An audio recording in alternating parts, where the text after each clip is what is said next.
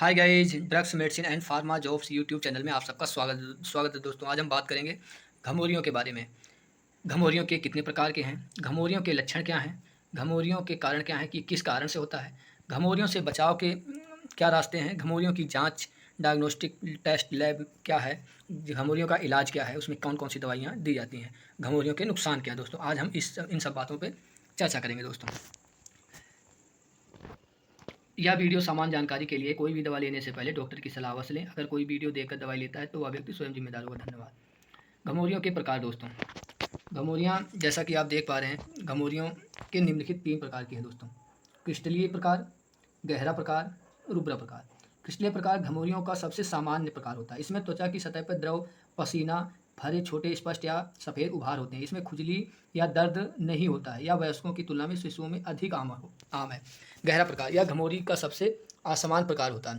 यह त्वचा की सबसे गहरी परत में होता है या बार बार हो सकता है और फिर अस्थायी हो भी सकता है। इसमें बड़े कठोर और मांस रंग के उभार होते हैं। रुब्रा प्रकार इस प्रकार में प्रभावित क्षेत्र में लाल उभार, सूजन और पसीना ना आने जैसी स्थिति होती है। यह त्वचा की गहरी परतों में होता है, इसलिए अधिक असुविधाजनक होता है। यदि उभार बढ़ जाते हैं और मवाद से भर जाते हैं तो इसे मलेरिया पस्टुलोसा कहा जाता है दोस्तों।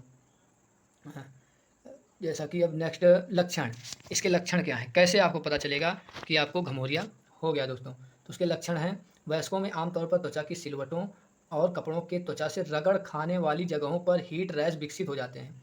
शिशुओं में रैश मुख्य रूप से गर्दन, कंधों और छाती पर पाए जाते हैं या बगल को कोहनी सिलवटों और कमर में भी दिखाई दे सकता है दोस्तों। इसके लक्षण है दोस्तों। इसका कारण क्या है, ये किस कारण से घमौरियाँ होता है। तो हीट रैश, घमौरियों को इंग्लिश में हीट रैश बोलते हैं दोस्तों। हीट रैश तब विकसित होता है जब पसीने की ग्रंथि से त्वचा की सतह तक जाने वाली नली अवरुद्ध या सूज जाती है, या फिर त्वचा की सतह पर पसीने की नली पसीने के छिद्र के खुलने को अवरुद्ध कर देता है। वाष्पित होने के बजाय पसीना त्वचा के नीचे फंस जाता है, जिससे त्वचा जलन और धक्कों की समस्या होती है दोस्तों। जैसा कि आप देख पा रहे हैं, ये ग्लैंड है, इसी में जमा हो जाता है। जब पसीना नहीं निकल पाता तो वहीं उसी जगह पर वो घमौरियाँ हो जाता है दोस्तों। अब हम बात करेंगे रोकथाम। इसके बचाव के लिए क्या है, इसका रोकथाम क्या है। जैसा कि अपने आप को, अपने बच्चों को गर्मी से होने वाली चकत्से से बचाने के लिए गर्म मौसम में ढीले कपड़े पहनें और त्वचा से नमी को दूर रखें। नवजात शिशुओं को बहुत ज़्यादा कपड़ों में ना लपेटें।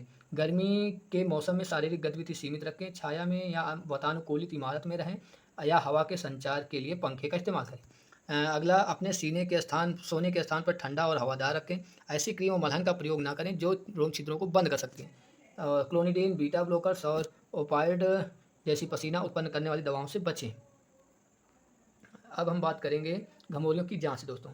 डायग्नोस्टिक टेस्ट क्या है इसका। तो घमौरी का परीक्षण निदान कैसे होता है। घमौरी का निदान जैसा कि आप देख पा रहे हैं, निदान करने के लिए आपको किसी परीक्षण या टेस्ट की आवश्यकता नहीं होती है। आपके डॉक्टर घमौरी का निदान देख कर ही कर लेते हैं।